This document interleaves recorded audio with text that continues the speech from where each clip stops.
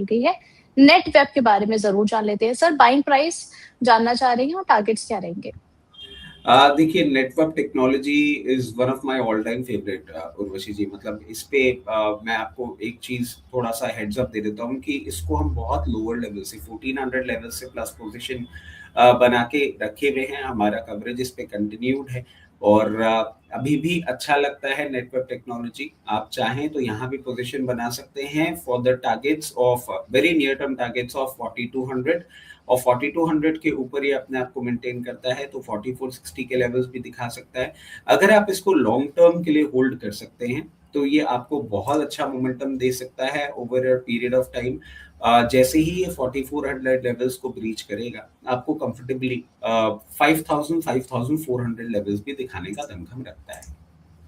चलिए, तो long term के लिए होल्ड करेंगे तो बढ़िया टारगेट्स आप देख पाएँगे नेटवेब के अंदर। नेक्स्ट यहाँ पर क्वेश्चन आया है टोरेंट फार्मा को लेकर के 4460 की इनकी बाइंग प्राइस है। कह रही हैं कि इसमें सर एवरेज कहाँ पर करना है?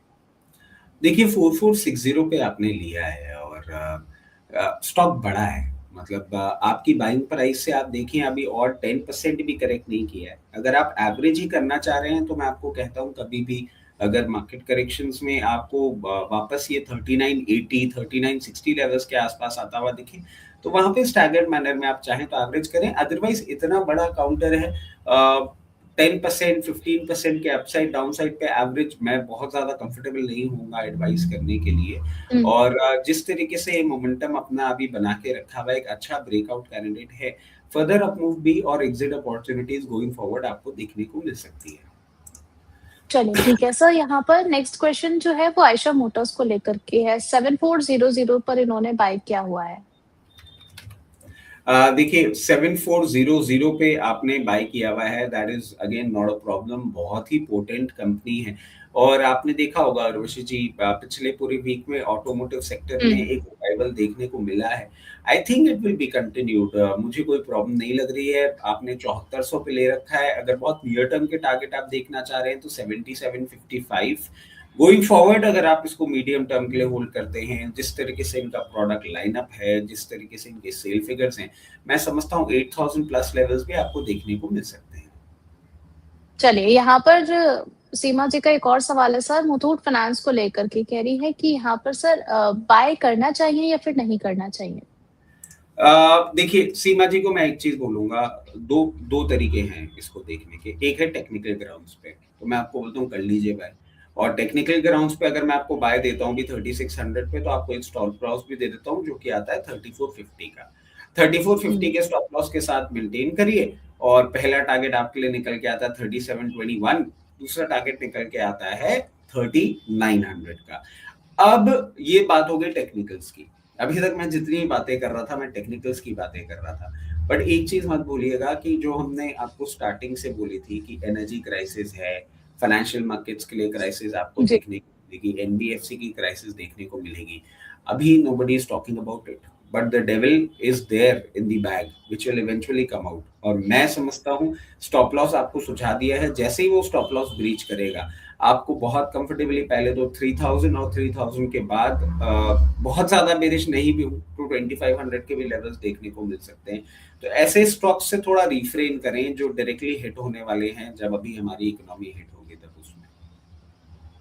ओके, सर इनका एक और क्वेश्चन था रोलेक्स रिंग्स को लेकर के 1 महीने में अराउंड 50% की इस काउंटर ने जो है अपसाइड दिखाई है। अभी भी हम देख रहे हैं 3.5% से ज़्यादा की तेज़ी देखने को मिल रही है। 167 के लेवल पर बाय कर लें सर, अभी कंटिन्यू रहेगी इसकी तेज़ी? नहीं देखिए ये अब मतलब आपको मैं इस पे पहले तो मैं खुश हुआ, मुझे लगा कि इन्होंने ले रखा है इसमें पोजीशन। और ये मैं आपको क्यों बता रहा हूँ उर्वशी जी, क्योंकि अराउंड मतलब जितने भी हमारे दर्शक हैं जो जानते हैं 106 108 110 पे रोलेक्स रिंग पे हमारा एक कवरेज रहा है। अब यहाँ पे आप बाइंग करेंगे, मैं थोड़ा-सा अनकंफर्टेबल हूँ इस बात को लेके। एक अच्छा ब्रेकआउट इसने दिया है, वॉल्यूम बेस्ड बाइंग तो हो रही है, बट मैं कहूँगा हुँ। थोड़ा-सा कूल ऑफ हो जाए उसके बाद बाइंग करेंगे तो रिस्क रिवॉर्ड बेटर रहेगा। अगर आपको लगता है कि नहीं यहीं पे बाइंग इनिशिएट कर लेनी चाहिए, फोमो हो जाएगा, तो मैं आपको कहूँगा हुँ। 25% यहाँ पे बाय कर लें। फिर आपको लोअर लेवल पे आता हुआ दिखे 156 ऑड लेवल्स पे आए, वहाँ पे पोज़ीशन और बिल्ड अप कर लें और पूरी पोज़ीशन बिल्ड अप कर लें 136 से 140 की रेंज में। चलिए ठीक है। नेक्स्ट यहाँ पे सर प्रियंका पाटिल जी का सवाल आया है एचडीएफसी बैंक को लेकर के, जानना चाह रही है कि इसमें आगे के टारगेट्स हम क्या देखेंगे सर, आज के लिए पूछ रही हैं। ये 803 पर दिख रहा है आज। देखिए, I am actually not the right man to talk about HDFC bank, मुझे तो अच्छा नहीं लगता। आज के टारगेट्स की आप बात कर रहे हैं तो चलिए आज के लिए हम मान के चलते हैं, अगर मार्केट आपका साइडवेज मूवमेंट करने के लिए भी रिकवर करता है तो 860 818 लेवल्स आपको देखने को मिल सकते हैं। अगर आप इसमें एक शॉर्ट टर्म पोजीशन की बात कर रहे हैं तो 840 के लेवल्स आपको देखने को मिल सकते हैं, but this is just a target which is a bounce movement. Trend change हो रहा है ये नहीं कहूंगा मैं अभी भी। चलिए ठीक है। नेक्स्ट सर यहाँ पे महाराष्ट्र बैंक को लेकर भी हम समझना चाहेंगे। एक महीने में ये भी अच्छा खासा चल चुका है, 30% से ज्यादा की तेजी देखने को मिली है, आज भी ऊपर है, क्या किया जाए यहाँ पर? पोजीशन होल्ड करके रिजल्ट्स बहुत अच्छे आए हैं और रिजल्ट्स के बाद री रेटिंग कैंडिडेट भी बना है। आप देखें पिछले 3 दिन का जो वॉल्यूम बेस्ड मूवमेंट है, कहीं ना कहीं इंस्टीट्यूशनल डेस्क पे इस पे बाइंग हुई है। जिनके पास पोजीशन है डेफिनेटली बने रहना चाहिए, और जिस तरीके से री रेटिंग हुई है फर्दर अप मूव आपको देखने को मिल सकता है 86 से 94 लेवल्स तक।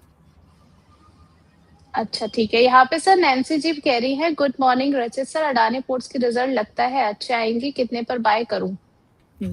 पहले तो नैन्सी जी को नमस्कार। और नैन्सी जी, मैं ये पूछना जरूर चाहूंगा कि जब जियोपॉलिटिक्स इतनी खराब हो रही है तो अडानी पोर्ट के नंबर्स क्यों अच्छे आएंगे? मतलब आप देखिए पोर्ट बिजनेस चलता है इंटरनेशनल मार्केट से, but any how I might be wrong और हो सकता है ठीक आ जाए। तो इन दैट केस देखिए अच्छा ब्रेकआउट दिया है, आप यहाँ पे भी पोजीशन ले सकते हैं। बट इसमें मैं एक चीज आपको सुझा देता हूं कि 1585 लेवल्स पे आप पोजीशन ले रहे हैं, एक स्टॉप लॉस जरूर बांध लीजिएगा। स्टॉप लॉस निकल के आता है 1480 का। 1480 के नीचे इसको मत देखिएगा, रिजल्ट्स खराब आए उसके बाद अगर 1480 के नीचे सस्टेन करता है तो पेन पॉइंट बढ़ सकता है। और यहाँ पे आप ले रहे हैं, अगर रिजल्ट्स अच्छे आ जाते हैं तो 1740 1800 लेवल्स पे आप प्रॉफिट बुक कर सकते हैं।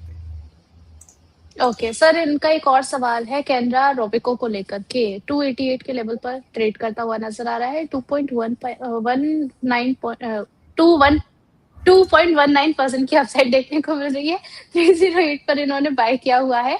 जानना चाह रही है कि इसमें आईपीओ ब्रेकआउट आएगा या फिर एग्जिट करें?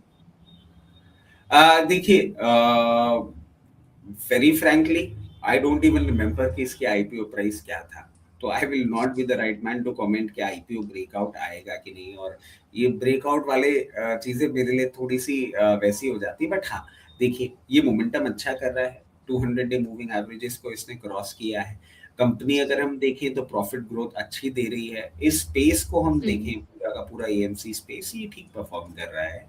और मैं समझता हूँ वेरी नियर टर्म आपको 314 के ऊपर सस्टेन्ड मूवमेंट अगर आपको ये दिखाता है तो इवेंचुअली 348 लेवल्स भी दिखा सकता है। ओके